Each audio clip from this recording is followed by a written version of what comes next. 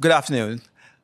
Today I would like to welcome General David Petraeus, a highly decorated American soldier and four-star general, and who was also Director CIA at one point in time. Welcome, General, to Raisina Ideas Pod. And today we're going to talk about the book that you've written in tandem with Andrew Roberts. That's Conflict, the Evolution of Warfare from 1945 to Ukraine. And I congratulate you on the book. It's a very well-written book. A lot to kind of imbibe and learn from. And of course, a lot of your experiences there in terms of what warfare is all about. So we're going to talk about the book and get your perspectives also on some issues that I thought I would raise with you.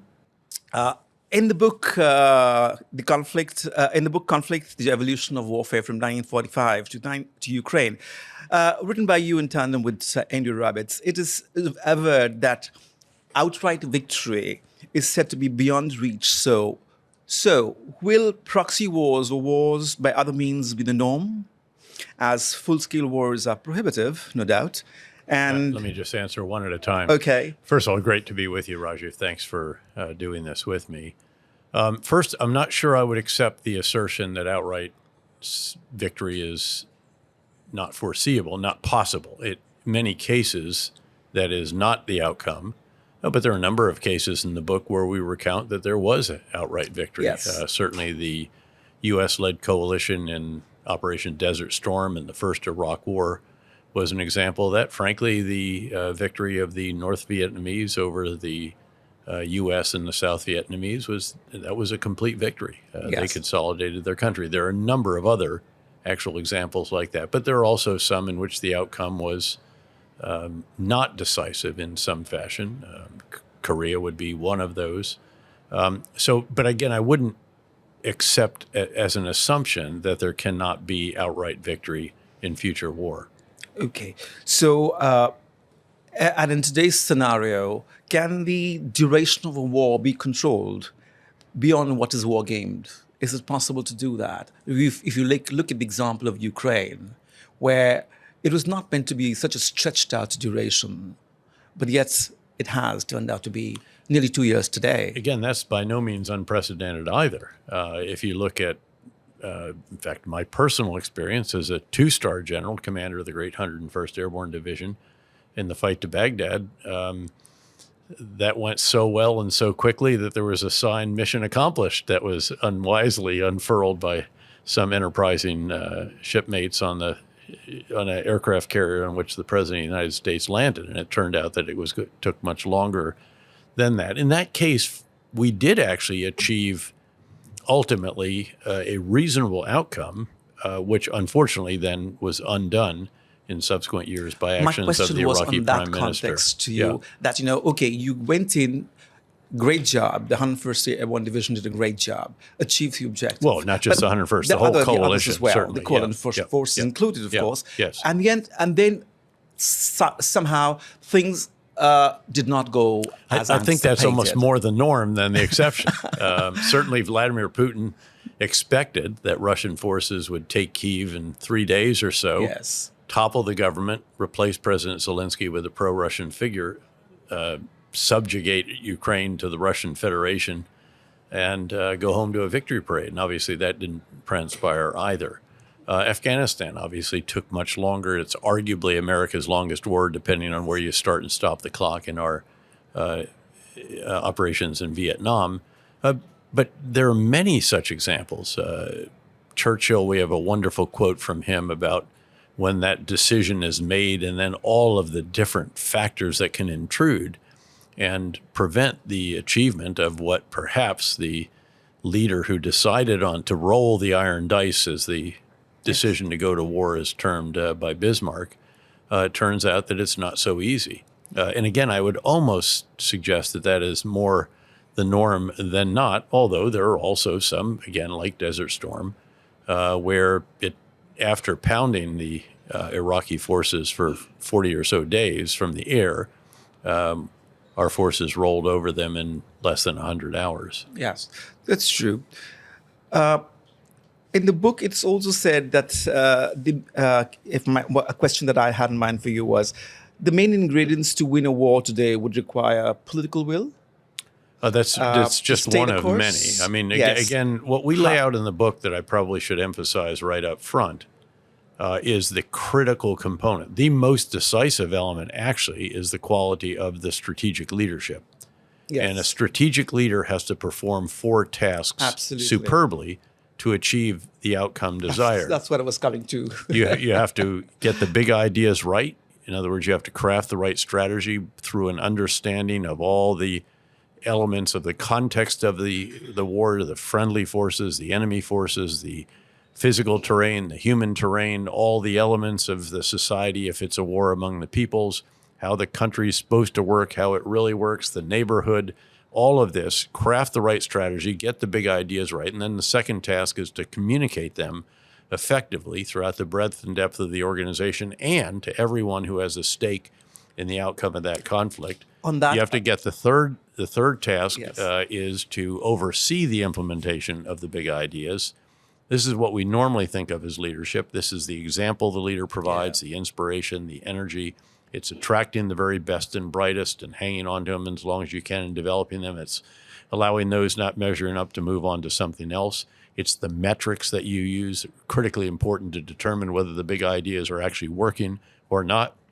It's the organizational architecture that you design. These don't hit you on the head like Newton's apple fully formed if you sit under the right tree. You have to play with it, get it, Yes. understand what it is you're trying to do and all the different elements that are required to enable you to achieve that. And very importantly, it's how the leader spends his or her time, the battle rhythm, as we term my schedule, my calendar of activities.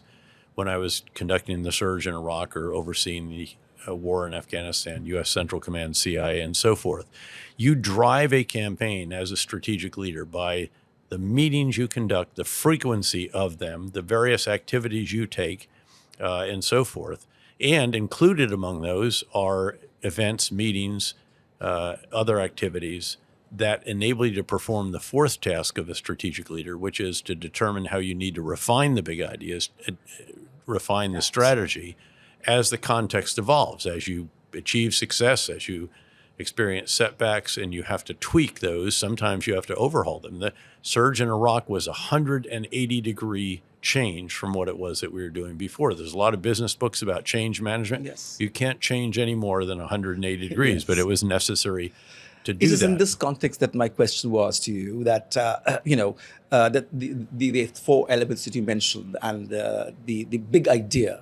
So in that context, and there's always also called the oil spots strategy, which you have. So Well, that's for a counterinsurgency yes, only. yes, It's not a conventional. no, So yeah. again, you have to get the right campaign. Right? Yes. One of the very, very important quotes in the Yes, book as yes. well is from Clausewitz, where it says that the most important task of a commander is to determine the type of war Yes. in which he is get engaged, and into. not to make it what he wants it to be, but rather what it is. Okay, so in that context, the idea of nation building or state building, whether it was in Iraq or Afghanistan, getting democracy in, was that a right strategy, or was it an accident of judgment? How would you explain that? In each of those cases, the overarching campaign had to be a comprehensive civil military counterinsurgency campaign. That includes the elements of clearing an area of the bad guys, of the enemies, the insurgents, the extremists, holding it. So you're literally securing it, securing the people from the bad guys. And in some cases, this takes literally physical barriers with entry control points, biometric ID cards, and so forth, in a densely populated city like, say, Fallujah or Ramadi or Bakuba, all of which we cleared and held and then rebuilt to show the people that life is better if they support first us and then their government rather than the enemy, the extremists, the insurgents, the Shia militia in some parts of Iraq. So you have to get that right. There inevitably is the task and tasks actually of essentially nation building. They come under that heading. You clearly have to establish or reestablish critical government institutions. You have to train, equip, and develop host nation security forces, all the elements that are required so that you can hand off tasks that you inevitably are performing if you have taken down a government, as we did in both countries. Saddam Hussein's Ba'ath Party-led government in Iraq, the Taliban government in Afghanistan when they refused to give up the al-Qaeda elements that planned and then conducted the 9/11 attacks and were based in eastern Afghanistan. Now, there were mistakes made along the way, some quite significant. In Iraq, for example, after quite an impressive initial victory toppling the government, we then created real problems for ourselves by firing the Iraqi military. So that was the Bremer approach. It was one of his decisions, without telling them how we're going to enable them to provide for their families. So you've just created hundreds of thousands of Iraqis with military training and weapons whose incentive is to oppose the new Iraq rather than to support it. And it took us 5 long weeks before Bremer and his team realized we needed to provide them stipends, but by then damage was done. And then compounded that by de-Baathification, in other words, eliminating Saddam Hussein's party down to a level that included all the bureaucrats, many Western educated, that we needed to run a country that we didn't sufficiently understand. Mm-hmm. So, but I would absolutely stand by what I said, that the only possible strategy was what would be known in the military doctrine, again, as a civil military counterinsurgency campaign. And that entails nation building. Now, you can argue whether it should have been this form of democracy. Again, there are many forms of democracy, yes, or that, or none. Those, I think, are arguable. And there were mistakes made to certain degrees in each respect there as well. But you had to create government institutions to replace the ones that had been taken down or collapsed, frankly, yes. Once we toppled the Saddam Hussein and his henchmen. So, but again, no alternative to carrying out this kind of campaign, though, as I noted, we made. And then with respect to Afghanistan, you can ask whether it should have actually included some Taliban representation, maybe even some Iranian-supported element. You know, again, it might have been more inclusive. I'm not arguing for that, but again, the idea that no participation probably deserves a relook. And then again, how we went about some of the tasks, but the fact in Afghanistan that we basically took our eye off Afghanistan shortly after toppling the government to focus on Iraq, and then Iraq became all-consuming. And so we squandered or lost many years of opportunity in Afghanistan to build, again, host nation security forces, local institutions, national institutions, before the violence returned. Yes. Keep in mind that the Taliban was shattered. They went into sanctuaries in Baluchistan to the south, in Pakistan, and then also in the tribal areas. You just spoke about coin. If I may use that term, counterinsurgency, coin.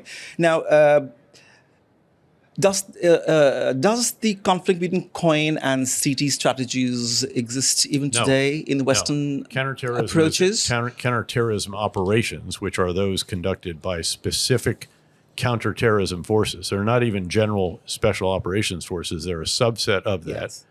Yes. Special mission units is the term in the U.S. They conduct targeted raids after high-value targets on a fairly considerable frequency. We were doing 10 to 15 of these a night. In the chapter that you wrote in the book yourself, that you have written yourself, at the end of it, you made about 25 or 26 recommendations on how to go about implementing the coin strategy. How far do you see them implemented? Have they become part of U.S. doctrinal approach? Yes, in many respects. Certainly doctrinally, this has all been captured. I mean, first it was captured because I oversaw the writing of the manual between my 3- and 4-star tours. So we had a good intellectual foundation for the conduct of the search, and we overhauled all aspects of warrant officer, and non-commissioned officer professional education, the preparation of our forces, leaders, staffs, exercises, material, everything. And then we have subsequently updated that. And I think the biggest addition to that, the original manual, is probably more emphasis on what are most descriptively termed advise, assist, and enable operations. So, so ideally, if you're going to help a country fight either terrorists or, the Islamic State's interesting because they became a terrorist army, actually, and they had to be dealt with almost in a combination of a conventional and counterinsurgency campaign. But the way you keep them away is by the hold and the rebuild, of course, in a city such as in Mosul. Yes. So, but in an overarching civil military counterinsurgency campaign, which also includes, again, many, many different civil tasks and train and equip tasks and so forth, there is a subset of activities, which is counterterrorism operations. But that is necessary but not sufficient if the enemy is as large as what we faced in Iraq. Again, keep in mind, we didn't just face al-Qaeda in Iraq. We faced substantial Sunni insurgent groups and also substantial Iranian-supported Shia militia. This is similar in Afghanistan. There was an al-Qaeda presence that we used these always to try to ensure it could not reestablish itself. But the larger enemies of Afghanistan were essentially more insurgents. You go after their leaders with the counterterrorism forces, but for the rest of it, you have to use our general purpose forces, conventional forces, again, to painstakingly clear, hold, and rebuild. Yeah.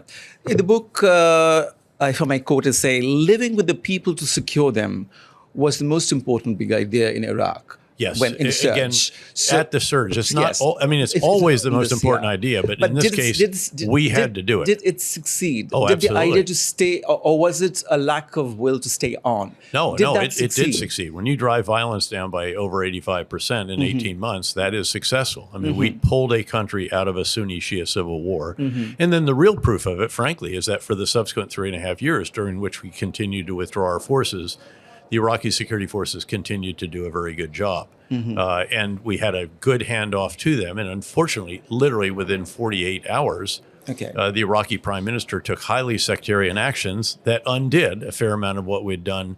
And then they took their eye off al-Qaeda in Iraq, which by then was the Islamic State. So it wasn't an absence of a will to stay on, as in Afghanistan. I mean, everybody was taken. Afghanistan was everyone was taken by surprise. So there was there a lack of will to stay on and give up? There was not huge enthusiasm in the U.S. to keep a combat force presence. We still had about a little less than 1,000 soldiers under a 3-star doing a train and equip mission, but not doing the combat force up. But actually, the Iraqi forces were capable until they got preoccupied with having to deal with Sunni demonstrators because of the sectarian actions the prime minister took. Okay, if I may come to Ukraine, General. In the non-linear Russo-Ukrainian conflict that we... it's very linear. This is very linear. I can show you the front. I've been to Kyiv twice in the last 9 months. Have Moscow's ambitions of regime change been adjusted to ensuring access to Crimea and securing the strategic flatlands ideal for land for tank warfare in Luhansk and the Donetsk region? I don't think so, actually. No, I think they still want to incorporate Ukraine into the Russian Federation, the new Russian Empire. Putin's words have been very clear about that. He has this grievance-filled, revanchist and revisionist view of history that does not allow Ukraine a right to exist. And if that is your mindset, you're not going to stop. He might be any more than he was stopped in 2014. He had Crimea already. He had part of the southeast area known as the Donbass. He's obviously expanded that now and still controls somewhere around 19% of Ukrainians. In the book, you also describe the Ukrainian conflict as a first crowdfunded war. Could you elaborate? To a degree. I mean, could you elaborate on that? It's a first in many respects. Well, I mean, you literally have had social media crowdfunding of various items that are of enormous value to the Ukrainian forces, whether it is drones or medical equipment, first aid packs, all of this. They've had enormous assistance in that regard. So, and if I may ask my last question, General, because I think we're running out of time, how do you envision war in the future with the emerging technology? I could go on and tell you how many things, but I think it'll be a waste of time because you're very aware of them. How do you envision war coming up in the future? What do you see war like? Well, it depends on the type of war.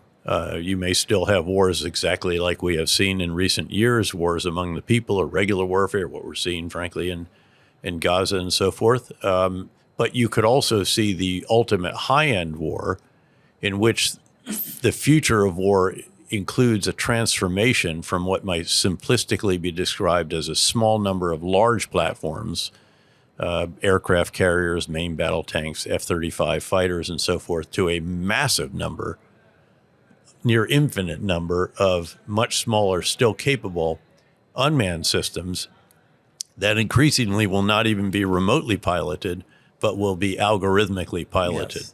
And enabled by AI and all the rest of this. Because you'll be in a world where you can see everything, if it's above the surface at least. You can hit everything. There's no sanctuary anymore, as the book mentions. Exactly in a war, right. There's no sanctuary anymore. Exactly. That's right. Yeah. Thank you so much, General. Privileged to be with you. A pleasure to have been with you. Thank you, Rajiv. And thank you for sharing with us My pleasure. your views of war. Thank bet. you.